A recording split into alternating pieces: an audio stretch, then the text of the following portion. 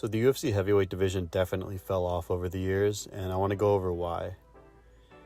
Now, first I want to say the top of the division is good. Obviously, we have the Jon Jones and Tom Aspinall situation. Tom has the potential to be an amazing heavyweight, one of the best ever. But I'm talking about the rest of the division, pretty much below the top 5, and even the top 5 itself.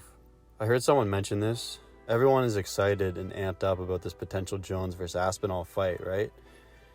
And we don't know if it's actually going to happen, and a lot of people are fed up with it by now. But if it does get put together, it will be a humongous fight. There's no doubt about that. But then what about after that? Let's say the fight does happen. And let's also say that Jon wins, which is a possibility. I don't hear many people talking about that, just because I think Tom is going to win, and nobody's a fan of Jon right now. Rightfully so. But if Jon wins, that would be worse, because he'll just retire after that, and that takes a lot away from Tom since he lost to Jon. So that would suck. If Tom beats Jon, that will be huge for him, and if he continues to reign over the heavyweight division, he will be considered one of the GOATs. So that's the best case scenario. But either way, the problem is that Tom's title defenses won't be that interesting. I mean, just look at the heavyweight rankings here. Tom's already beat almost all the top guys, and he's technically not even champ yet, even though he is. But you know what I mean? He technically hasn't even started his title reign yet, and he's already beat up all the real top contenders. So who's he going to fight? Whether the Jon fight happens or not, the whole thing is going to be over at some point. We know at least, at the latest, by the end of this year, there will be a solution to the Jon Jones and Aspinall situation. But I want to talk about what happens after. Who is Tom going to fight that's actually interesting? The heavyweight division is completely lacking stars and actual top contenders that can challenge the champion. And why is that? Shouldn't the sport be progressing? Shouldn't the fighters be getting better? I mean, look at the heavyweight rankings in 2013, and then look at them now.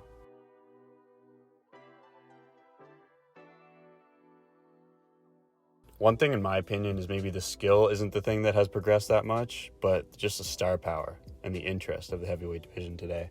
They're just not really interesting. There's no drama. A lot of them just aren't really trash talkers or anything like that. Look at a division like welterweight, for example. So much drama, so much going on. Rivalries, everyone fighting for a title shot. Heavyweight's pretty dead apart from the tippity top. I think a big reason why the quote-unquote skill of the heavyweight division has gone down is because of how much more skilled the UFC is nowadays, if that makes sense. If that doesn't make sense, here's what I mean. The UFC before was a lot more about power and toughness, especially at heavyweight. More knockouts, more entertainment, probably less skill involved. The heavyweight division has always been like this. When you compare it to lower divisions, the skill has always been lacking compared to them. Just because the guys are huge and they're just abnormally sized, so it makes sense. They don't need as much skill. They need power and toughness, because it can just be a one knockout punch. I think when the skill evolves, pretty much all divisions progress forward in terms of the skill level.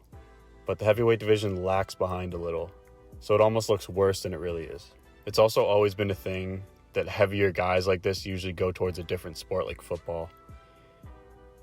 There's also a lot more European guys in the division, like Sergey Spivak, for example.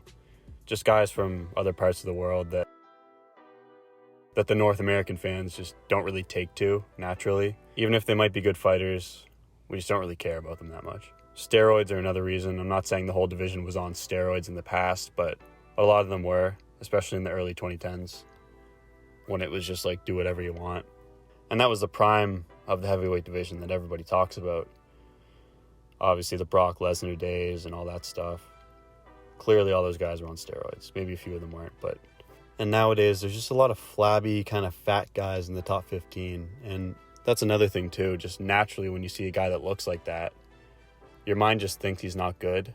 Like, when you're watching the UFC on the TV, you expect the athletes to look like athletes.